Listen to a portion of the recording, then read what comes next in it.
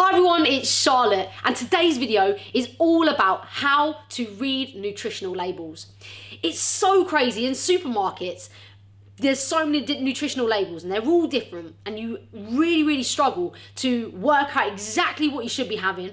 And marketeers are so clever, and what they say on the front of the packet is not actually what's inside that specific container, for example. So today's video is all about going through those nutritional labels, trying to help guide you so that you can look for the right things to make sure that you are comparing products easily, but also the same information on those products as well. So I've actually created a nutritional facts which you would see on the back of a nutritional label. So if you pick any nutritional label out now that you've got in front of you, then it would read something similar to this. So we're going to go through this today to help you guys understand how to read it and what's going on. So the first things that you want to look at is how many servings there are per container or per packet. So for example, here it says 5 servings per container. Do not let this information fool you. So as you read the next line, it says serving size is 1, which equates to 200 grams. So what that means is all this information underneath equates to 1 serving. But within that 1 container, there is 5 servings. So if you ate the entire container, then you need to times all this information by 5 to get the amount of calories, the amount of grams in fat, the amount of grams of carbohydrate that you are having through eating or digesting, whatever it is, that specific item. Does that make sense? Hopefully you guys are following me. So the next thing that we will be looking for is the serving size. So as it says here, is 1 serving is 200 grams. So that means that either you are going to weigh on your kitchen scales 200 grams, or you're going to do some form of guesstimate. If, for example, it says serving size is 2, then all you're going to have to do is halve that packet or halve that container, and then you will be getting that serving size that you need. So just be aware of that. If you really struggle with guesstimating, then most certainly weigh. You can grab some kitchen scales really cheaply, digital little scales from supermarkets these days, and I recommend having some of those in if you are going to be buying bigger containers of foods.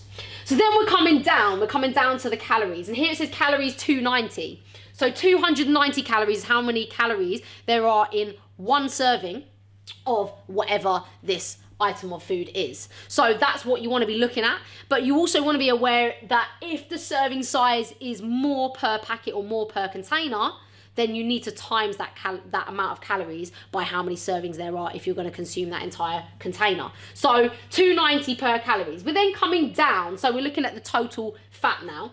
So total fat says 10 grams. So that is per 1 serving size, the amount of grams of fat that there are within that product. Then as we come down, you are breaking down the saturated fat. So sat fat means saturated fat. And then we've got the trans fat. And the trans fat is something that we need to avoid. It's the bad fat. So if you've got a lot of labels or nutritional labels at home that have quite a high percentage of trans fat, then you want to try and cut those out of your diet if you can, or at least reduce them significantly. So then we're coming down, it will show you cholesterol, sodium, then we've got the total carbohydrates in grams as well. And then that also will be broken down into dietary fiber and also any added sugars. So with your fiber, you want to be looking for anywhere between 25 grams to 35 grams of fiber a day to make sure that you are passing regularly on the loo, and making sure that you are actually able to digest those foods and get that waste out of your system. So don't go into any more detail on that, do we? And then you come down to the final bit, which is about the protein. So this will be the amount of grams per serving of protein.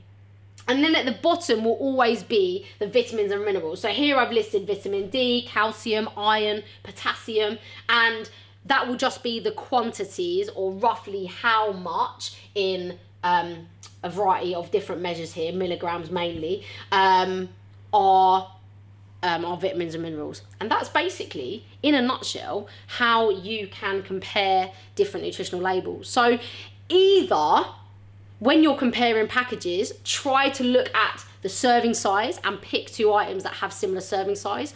Or if there is an option, which there are on most nutritional labels, which is per 100 grams, then what I would do is compare products. So for example, if you're picking up 2 different yogurts and you're looking to pick which one you're gonna choose, then what I would say is grab those 2 items in front of you, look at the per 100 grams on both of those nutritional labels, and then you can compare like for like. Does that make sense? So hopefully you've got a lot out of this and you've learned a little bit more about how to read nutritional labels. Of course, if you've got any questions, feel free to message us, comment on the VIP super group, the Hump Fitness group, because that's a private group where you guys can all help each other within the community. So if you've got any questions, post in that community group or send me a message, and I look forward to seeing you on the next video. Take care.